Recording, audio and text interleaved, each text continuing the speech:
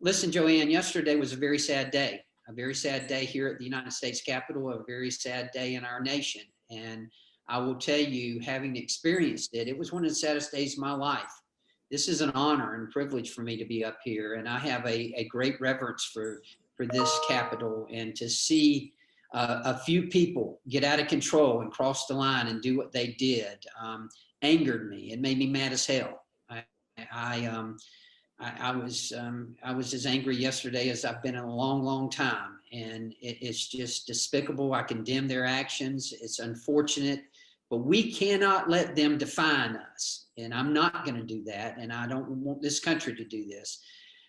I think instead, this is an opportunity for us to come back together, and I hope that it will lead to that. And it is important that we all do that. We live in the greatest country in the world, and yeah, it's okay for people to come to Washington and protest. They should. They have every right to. That's the way our forefathers intended for it to be. But when you cross the line like these thugs did yesterday, then you need to be held responsible. And I hope they will be held responsible. It's my understanding that Capitol Police have body cams, they have pictures, and it's of high quality. And I hope that they will be able to capture these people, and I hope that they will prosecute them, as I say, to the highest extent of the law.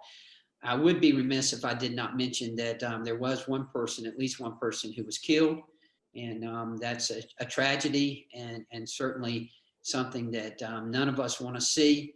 But regardless of whether you're a Republican, an independent, or a Democrat, you don't agree with this. You condemn this, and we all have condemned it. Do you agree with calls to remove the president because he incited the violence yesterday? Well, and keep in mind now, yeah, the president encouraged people to come to Washington, D.C., and he encouraged people to protest. He did not encourage people to do what this mob did. And in fact, he sent out a tweet very shortly after this happened that condemned it and told people they needed to settle down. Unfortunately, there are some people who let their emotions get the best of them. And I believe there are some people who intentionally do this to cause what happened here yesterday was nothing less than anarchy. And I believe that there are those out there who want that, and that they are here for that very reason. And that's why we have to make sure that we don't let that define our country, and we're not going to let that define our country. So you don't believe that the president incited violence, and you would not support his removal? I don't believe that the president intended for people to come here to be violent. He wanted them to protest, and he did encourage them to come to protest. But when they crossed the line, that is their actions, and they have to be held responsible for it. We all understand that we can only control our own actions, and that actions have consequences. And those people who took those actions yesterday, they need to be held accountable. So do you agree with the idea that he might have egged them on or lit the match? Joanne, that's difficult for me to say. You know, what happened, we have to take personal responsibility here. And what happened yesterday, as I say, cannot be accepted by any of us. And my hope is, and my feeling is, that the president's just as upset about this as anyone. We haven't heard that from him.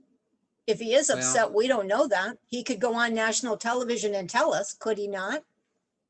Well, look, you know, I can't say what the president should be saying or shouldn't be saying, but I will tell you that, again, what happened here yesterday was a sad day in our country, a sad day here at the United States Capitol, and was one of the saddest days of my life. And I am not ever going to accept this, and I don't think any of us are.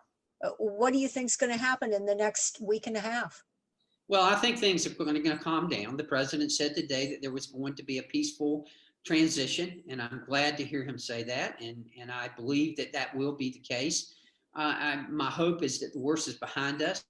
I don't ever want to experience another day like I experienced yesterday. Again, one of the saddest days of my life. And